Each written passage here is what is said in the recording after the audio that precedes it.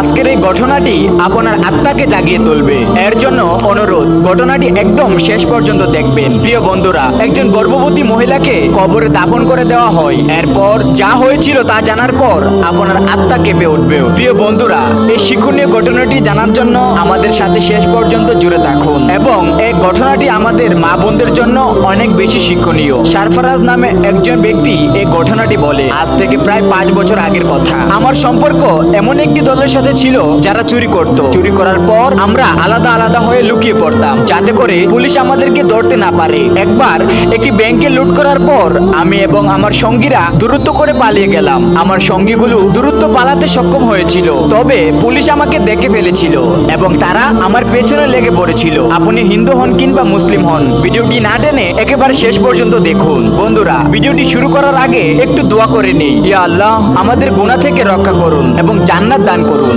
সকলে কমেন্টে লিখুন আমিন এবং ভিডিওটিতে একটি লাইক দিয়ে চ্যানেলটি সাবস্ক্রাইব করে রাখুন। তো চলুন শুরু করা যাক। আমি দূরত্ব করে দৌড়াতে লাগলাম এবং অনেক রাস্তা পরিবর্তন করতে লাগলাম এবং শেষমেশ আমি পুলিশের নজর থেকে বাঁচতে সক্ষম হয়ে গেলাম। এরপর আমি একটি বাসের মধ্যে বসলাম।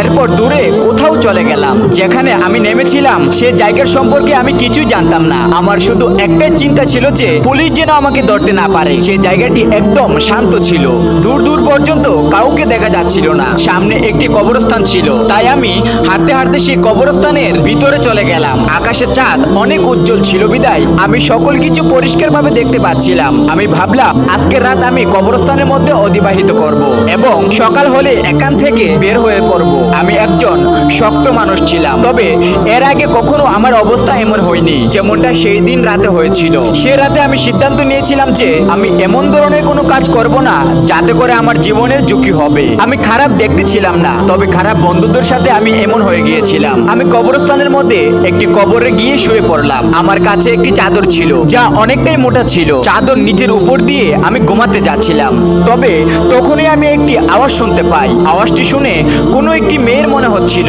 যে বলতেছিল, ভাই আমাকে মেরো না, আমি কিছু করিনি, আমাকে মেরো না, আমি গুনাহগার নই। এই আওয়াজগুলো শোনার পর আমার আত্মা কেঁপে উঠলো।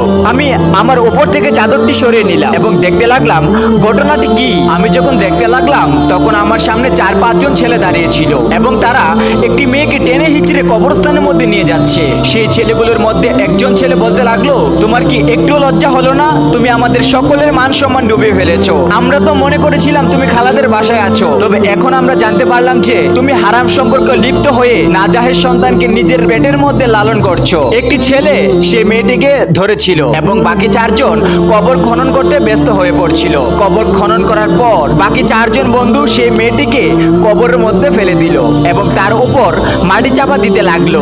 এই দৃশ্য দেখে আমি হতবাক হয়ে গিয়েছিলাম এবং আমি অনেক অবাক হয়ে গিয়েছিলাম। তাদের মধ্যে একজন ছেলে বলতে লাগলো, দূরত্ব করে দাফন করো, না হলে কেউ দেখে ফেলবে। তারা দূরত্ব করে সেই মেয়েটিকে জীবন্ত অবস্থায় কবরে দাফন করে দিল এবং সেখান থেকে চলে গেল। মেয়েটি জীবন্ত কবর দেওয়ার পর তারা সেখান থেকে চলে গেল। আমি দূরত্ব করে উঠলাম এবং কবরের কাছে চলে গেলাম। সে ছেলেগুলো তাড়াহুড়া করে কোদাল এবং বাকি জিনিসপত্র সেখানে রেখে চলে গিয়েছিল। আমি দূরত্ব করে সে কবরটি খনন করতে শুরু করলাম, কেননা আমি দেখেছিলাম সেই মেয়েটিকে তারা জীবিত অবস্থায় দাফন করে দিয়েছিল। আমি চেষ্টা করছিলাম যে আমি যেন কবর থেকে মেয়েটিকে জীবিত অবস্থায় বের করতে পারি। যখন আমি কবরের ভিতর থেকে সেই মেয়েটির চিৎকারের আওয়াজ শুনতে পেলাম তখন আমি একটু শান্তি পেলাম, এই ভেবে যে সে মেয়েটি এখনো জীবিত রয়েছে। আমি আমার পুরো শক্তি দিয়ে চেষ্টা করতেছিলাম সেই কবরটি খনন করার জন্য এবং মেয়েটিকে বের করার জন্য। আমি কোনো নেক মানুষ ছিলাম না, আমি একজন সাধারণ মানুষ ছিলাম। তবে আমার জায়গায় অন্য কোনো মানুষ থাকতো তাহলে তারাও এই কাজটি করত। একটি জীবিত মেয়েকে কবর থেকে বের করা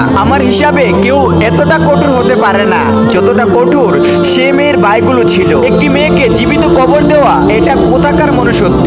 আমি কবর খনন করে যাচ্ছিলাম এবং আমি কবরের মধ্যে একটি ছোট্ট গর্ত করে দিয়েছিলাম যাতে করে মেয়েটি ভালো করে নিঃশ্বাস নিতে পারে। তবে যখন হঠাৎ করে চিৎকারের আওয়াজ বন্ধ হয়ে গেল তখন আমি ভয় পেয়ে গেলাম। আমি তার আওয়াজ শোনার চেষ্টা করলাম এবং আমার পুরো শরীর কাঁপতেছিল। কিছুক্ষণ ধরে যখন আমি তার আওয়াজ শুনতে পেলাম না, তখন আমি অনেক দুঃখী হয়ে পড়েছিলাম। তবে আমি আরো বেশি অবাক হয়ে গেলাম যখন আমি কবরের ভিতর থেকে একটি বাচ্চার আওয়াজ শুনতে পেলাম। এরপর আমি আরো বেশি করে পেরেশান হয়ে গেলাম, এই ভেবে যে বাচ্চার আওয়াজ কই থেকে আসতেছে। কবরের ভিতর তো মেয়েটি ছিল, তবে বাচ্চার আওয়াজ আসতেছে কই থেকে? আমি ভয় পাওয়ার মানুষ ছিলাম না, তবে আমি অনেক ভয় পেয়ে গিয়েছিলাম। এবার সেই মেয়েটির আওয়াজ শুনতে পারতেছিলাম, অর্থাৎ সেই মেয়েটি জীবিত ছিল।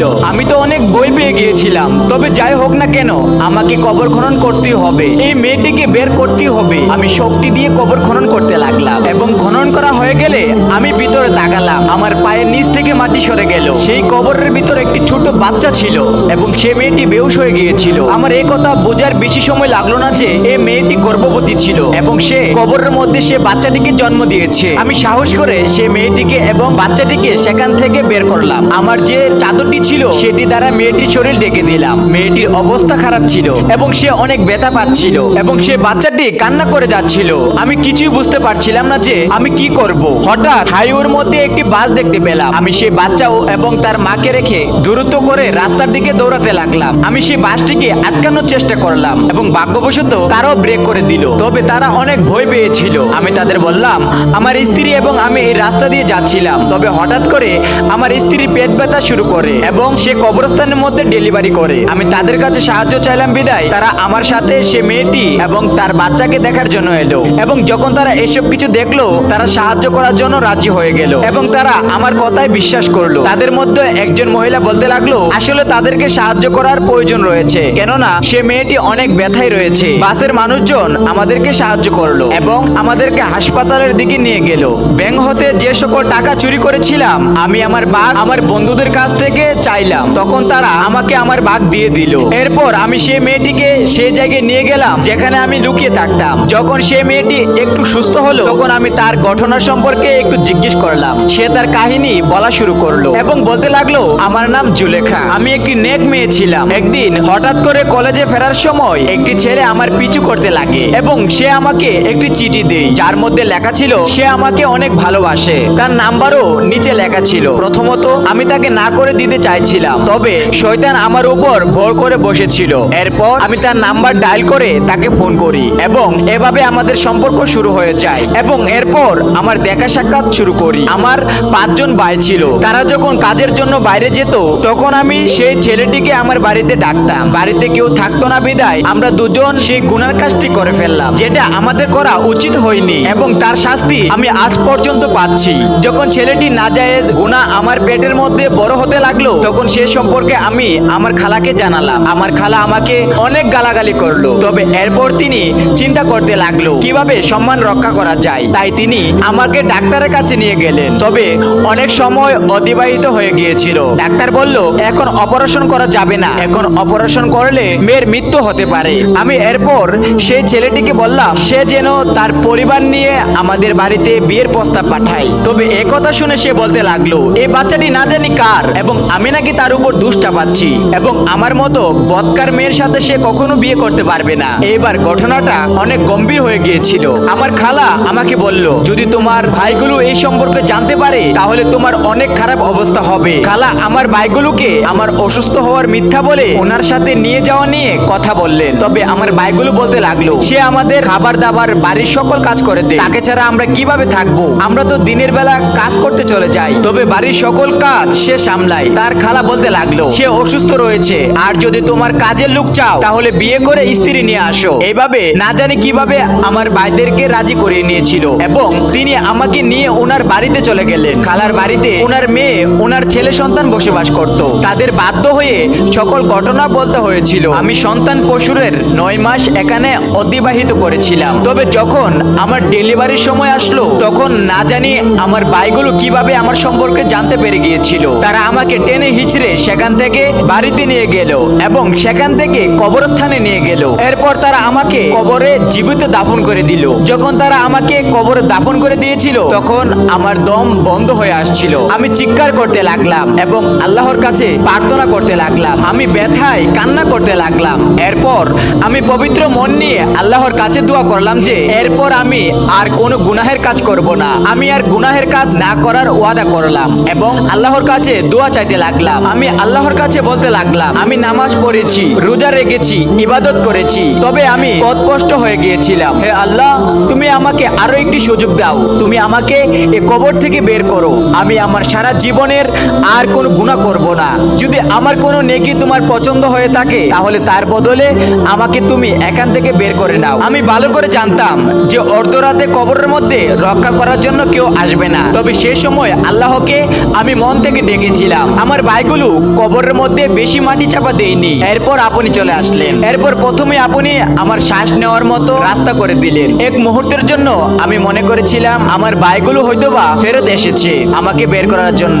সে সময় তারা ব্যতীত কবরস্থানে আর কেউ উপস্থিত ছিল না। এরপর আমার মস্তিষ্ক কাজ করা বন্ধ করে দিয়েছিল, কেননা সন্তান প্রসব হওয়ার সময় নিকটে চলে আসছিল। আজব এই ব্যাপারটি যে আমার সন্তান প্রথম শ্বাস নিয়েছিল কবরের মধ্যে। মানুষ পৃথিবীতে আসে এবং তারা শেষ নিঃশ্বাস ত্যাগ করে কবরে প্রবেশ করে, তবে এই বাচ্চাটির জীবন শুরু হয়েছে কবরের মধ্যে শ্বাস নিয়ে। আমি আল্লাহকে ওয়াদা করেছিলাম যে এরপর থেকে আমি আর গুনাহের কাজ করব না এবং আমি সকল গুনাহের জন্য আল্লাহর কাছে ক্ষমা চেয়েছি।